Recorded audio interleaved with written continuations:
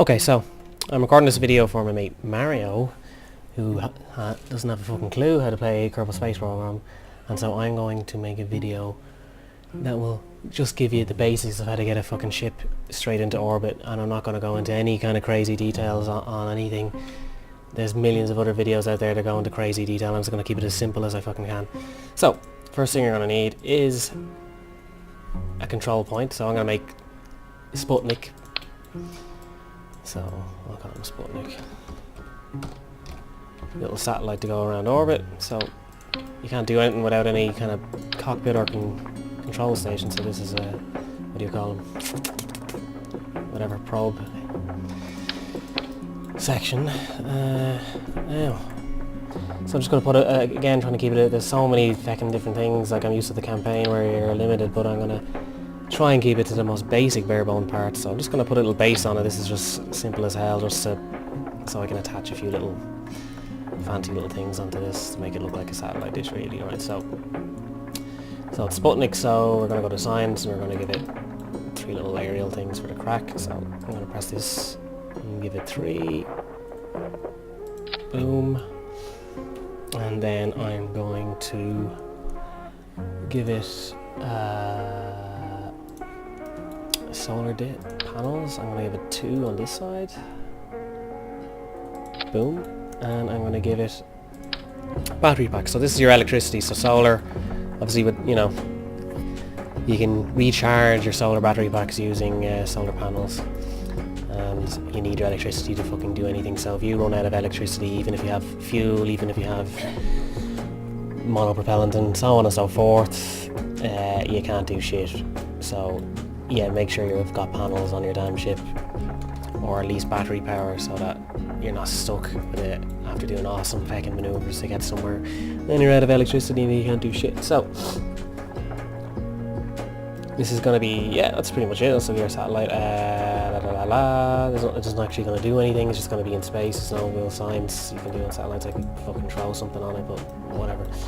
So I'm going to, I think, so I'll give it. Alright, so this is so you can control your rocket or your ship. There's a number of ways of doing it. You can use thrusters, of course. That's when things get more detailed later on. I'm not going to bother doing that right now. I'm just going to use a little reaction wheel stabilizer thing. I'm going to put it at the bottom of this.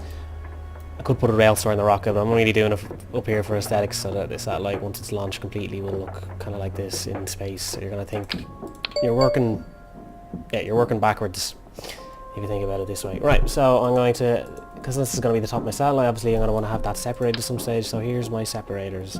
Stack decoupler. I'm going to put that there. And I'm going to build this, so this will be the last part, final stage in space. So I'm just going to have a little small bit of fuel, so liquid fuel tank, the smallest one I can kind of have at this size. You can get smaller, but I'm not going to mess with that. Put that there, and a nice small engine there. So when I'm doing my final bit of adjustments in space, this is what it'll look like. And when I've got it where I want it to go, I'm going to pop this, and it will just be the satellite on its own in an orbit, hopefully. So move that up, and the next stage will be another liquid rocket. So oops, the same sometimes. Where am I? Here I am. So that's going to cover that, and I'm going to go for a bigger liquid fuel tank. This guy, and put that there, and the engine.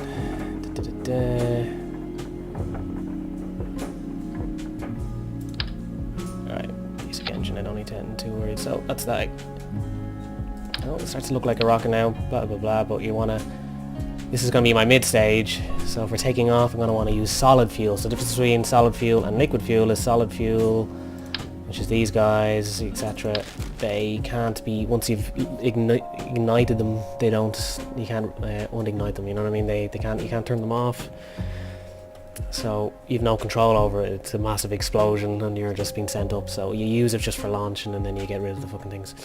So again, bare bones rocket. So pretty much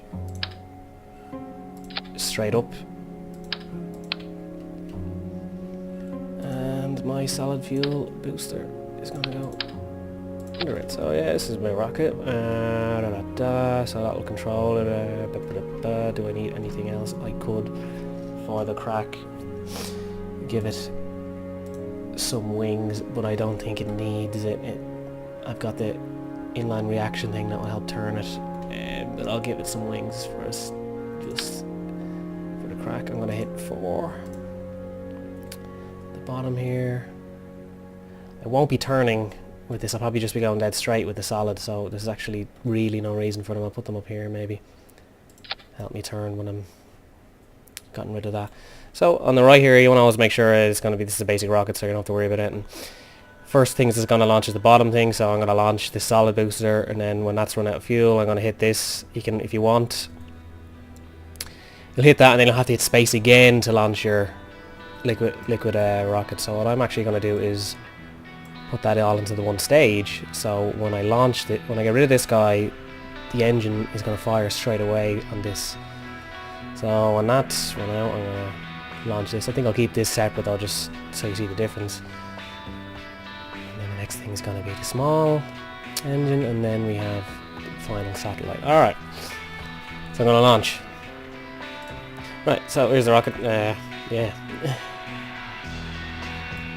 Alright, so here's the most important thing about controlling your ship. It's the nav ball. You learn to use the nav ball. You should be able to pilot your ship without even looking at it, just by using the nav ball. It is so fucking handy. I'll explain more about the nav ball as we're going up in the air, because you won't be able to see the different icons. There's icons you need to know. I'll explain that now. Shift and control will control your throttle here. This again only affects your liquid engines. I'm actually going to put it all the way up so that when I fire my liquid engine it is going full speed, because I'm going to want that. But it won't control anything to do with your solid booster, as you've no control over that once you've launched it. And one thing, final thing to remember, maybe you want to turn this on so you can view your electricity and shit. But if you press T, it turns on this SAS. As you see, this is kind of like a little autopilot.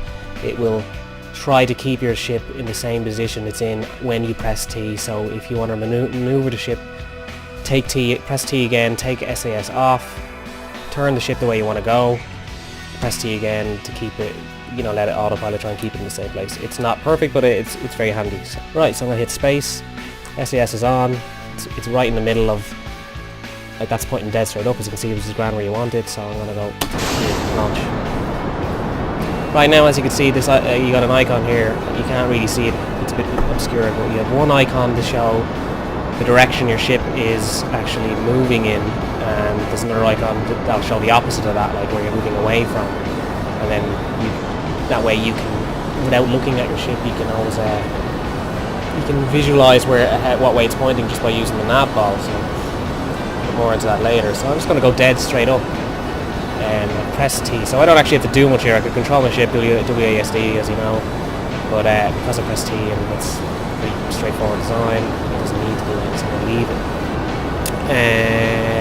Yeah, so I'm going to wait till I get to 10,000. Again, I'm not going to go into mad details about all this. This is just, alright, here.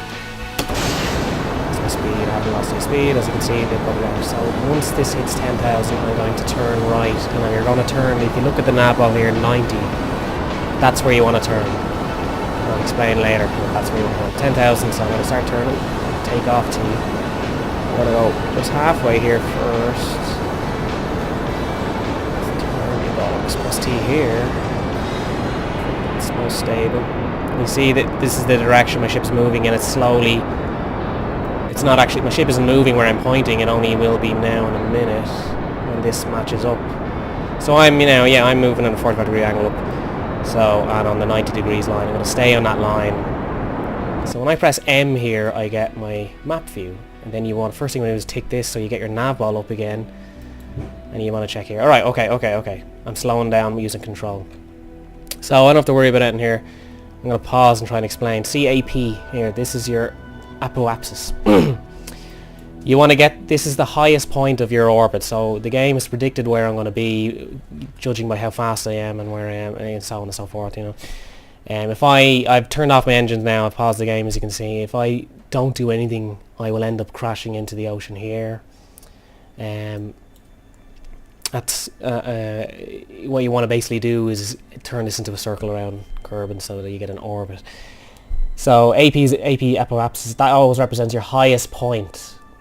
So you want to get your highest point over 70 if you want to get orbit around kerbin, because under 70, from what I understand, under 70 that's where there's still atmosphere and air, and that will, your ship will start slowing down and eventually crash into the Earth or kerbin or whatever. If it's below 70s, like, it could take years, or depending on a lot of different things and how low you are or whatever. But you want to get over 70 anyway. So we're at 80, that's grand. So what I'm going to do is, instead of having my energy of my ship pushing my highest point up, I'm going to speed up time and try and get to around here, so my energy is instead spreading, pushing this outward and turning it into more of a circle and getting my orbit ready. So I'm going to resume flight. I've turned off engines, so this means I won't be increasing anything, I'll just be moving up the line. So as you can see, I'm moving up the line. This is me, Sputnik, moving up here. This is actually going down it because I'm in the atmosphere still, so I'm actually slowing down. That's why it's changing. If I was outside the atmosphere, that wouldn't change at all. So I'm going to speed up time. I have a little bit to work with. Yeah. You want to get close to this, but not overtake it, and then ignite your engines again. You also want to, I'll show you here, level out. So for leveling out, that means I'm getting this pointing right here at the line on 90. So I'm going to press T right there. Eventually this will match, but at the moment I'm not using my engine, so it'll take a while. But I'm going to get closer here, so I'm speeding up time using the keyboard, but you can click it here. But, so T minus, yeah, I might just stay safe. So I'm nearly there, so I'm going to start igniting this. Now, when I'm in this stage, generally I'm actually using the map, so as you can see, now that I'm igniting, I'm only doing it slightly, but I'm going to go full blast now. So my engine's on full blast. As you can see, this is turning into more of a circle, so I'm going to keep doing that, keep getting speed. You want about 2,500, I think, is where you know, stuff starts to work out. I'm going to run out of fuel in my first stage. I have. That's right, out of fuel. I'm going to get rid of that. Space. I'm going to press fire again. Boom. I've gone past it, but it's okay. This stage is pretty big, so you should start seeing PE, pepper, or what was it, PE? What's the sound word? Oh, you'll see now. And that's what it is. It's Pepperopsis, or however you pronounce it. So this represents your lowest point in your orbit. That represents AP is your highest point. So it's switched around, as you can see, because everything you do on the opposite side affects your orbit. So now that I'm at my lowest point, everything I do here will actually affect this. I've turned off, the engine was still on, that's why that was moving. So, and if I want to move this out, so my lowest point is 79, so that's grand. My highest point is 190. So, if I wanted to have a nice even circle, like you can easily match the 2 points. So I would say, okay, let's say I wanted to match my highest, so I would speed up time, get to AP, apparatus, whatever the fuck, and increase my throttle. This would increase this orbit here. Also, I would say I wanted to reduce this, I'd slow down at this point, and this will reduce it here. So I'll show you what I mean. I'll make this bigger. So let's see, 190. I'm going to speed up time. I'm in orbit now, perfect. I could stay here I'm in space now. I'm not going to have no worries of falling into gravity, bringing me back in. I'm moving fast enough around the planet and high enough out of the atmosphere to have no effect on it, to stay in orbit. So. Alright, once I reach this point, I'm going to slow down. And I'm just being rough here. I'm not going to go into any kind of crazy detail. So again, I'm controlling without even looking at my damn ship. As you can see, that represents where my engine is pointing, essentially, so where I'm moving away from. So I'm going to want to accelerate. So I'm going to try to slow down. So I'm pointing my engine away from where I'm moving, and then I'm firing. That will slow me down. So I'm not being accurate here at all, but I'm just explaining to people. So that's slowing this down. So I will eventually land if I go in that way.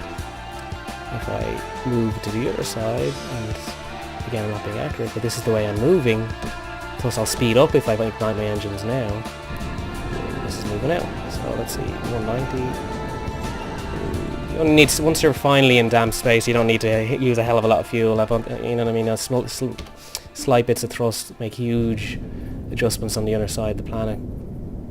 So, know, yeah, not being going to be accurate because I'm not at AP, but yeah, as you can see, I'm in orbit. I could spin around all day and have no problems. Yeah, that's me. I'm going to get this guy out, so I don't run out of electricity. First of all, this guy out. Extend for visuals. This is not actually doing anything. Extend, motherfucker. Oh, I did. And that's my satellite. Oh, yeah, this is very effective, it seems. There you go. And that will stay in orbit forever, pretty much. Yep.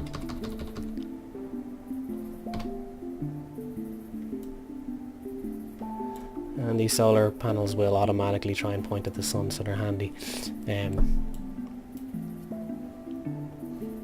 Yeah. Right. Let's see if I can. Use the same ship to actually get to the moon, because I've shown you orbit, so, and I've shown you how it affects the opposite side of the planet. I'm going to see if we exactly the same layout, nothing else, no extra fuel or anything like that. Will I be able to get to the moon and put this bad boy in orbit of the feckin' moon? We will try and see. Okay, so I haven't launched yet. I've pressed. So the first thing I want to do is, so here I am, ready to launch.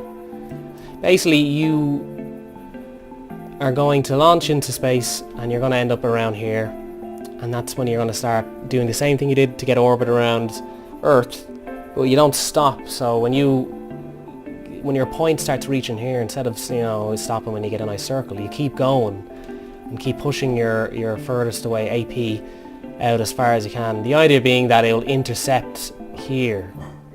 Now the moon is going to be continuing to move during this time, and then it's going to take your ship an amount of time to get there. So you want to have the moon, you know, there's obviously very accurate ways to do this, but you can do it by eye, and I'll see, you know what I mean now, you can wing it. So if you kind of want the moon to be around here, like you know, that'll probably give me enough time to intercept it. So I'm going to speed up time. Now when you're speeding up time, the Earth is moving as well as the moon, so you'll see what I mean by lining it up more visually. So again, now it has to be the opposite side. So I am keeping the moon here and keeping this in the middle. That's alright. I've paused time. So this is a bit further up on the circle now. So hopefully by the time I get here, this will have moved here, and the gravity of the moon will grab me basically. Alright, same thing again. T. Oh, I've ran out of electricity. Alright, so to quickly go over this again. Alright. Because I speeded up time, and time is your friend, and the ability to actually control time will save you fuel, so, you know, instead of the Kerbals don't die of starvation and all that, so you can just, like, you know, if you want to save fuel and know that in about 3 years you'll eventually intercept something, you can just fucking speed up the time instead of using the fuel to reduce that amount of years or whatever. But yeah, if you're speeding up time, make sure you've turned off everything electrical or have some way of the sun to recharge your shit while it's laying about. But anyway, I don't have to worry about that. I've just reloaded the ship and everything's in the same position, so I'm going to launch.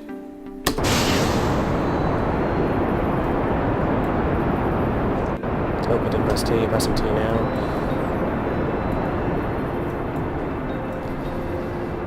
Da da da da da da da da da da. Again, I'm gonna turn a bit more harshly. Let's say 10,000, because I'm not trying to achieve orbit around Kerbin, but I'm more trying to achieve orbit around the moon, so I don't have to worry about being incredibly high starting to that. See what I mean?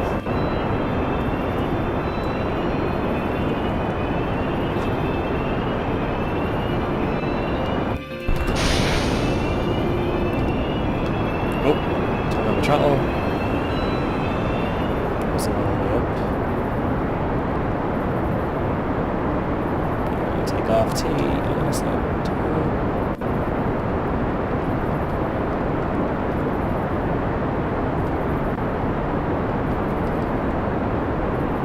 Just blast here for a while. Let me see where that is. I'm gonna get this, that's grand. I do want to get some height first before I start. I'll maybe go 45 or something, or 50, let's see, 50... I'm going to control this completely in the map now, just so you know what I mean. Alright, so I'm slowing down. I'm moving my ship, pointing it this way. Where I'm pointing it isn't where it's moving. This is where I'm pointing it, but this is the direction it's moving in, so eventually that will match. Catching up here. I'm going to speed up time. Yeah. Just get a bit closer. Still in air here, so I will be slowing down. So now, alright, I'm just increasing my thrust. Now. It's getting nice and wide.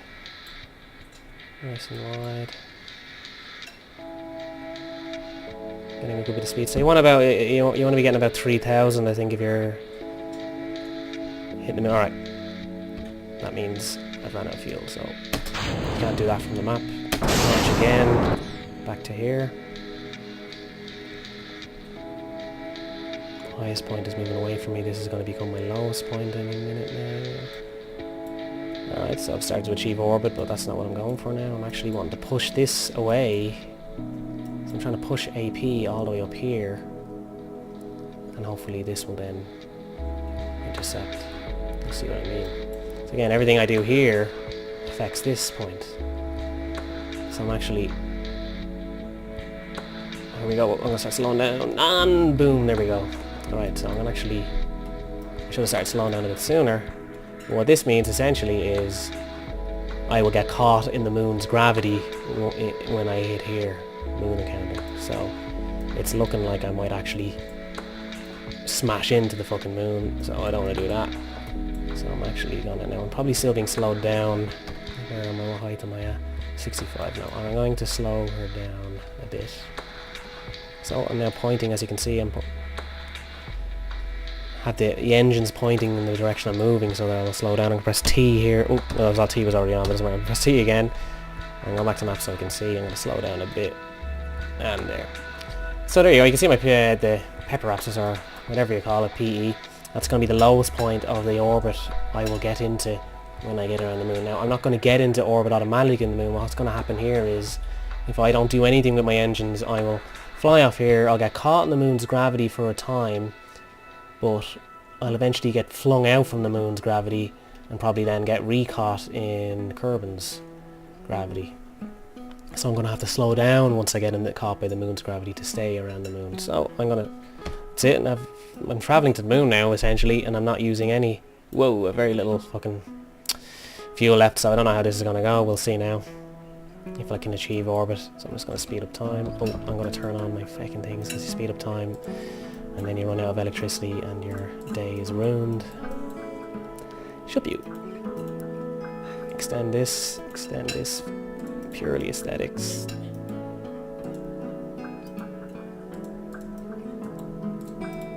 Awesome. That's it, I'm on the way to the moon. I can start speeding up time here, but you need to kind of see.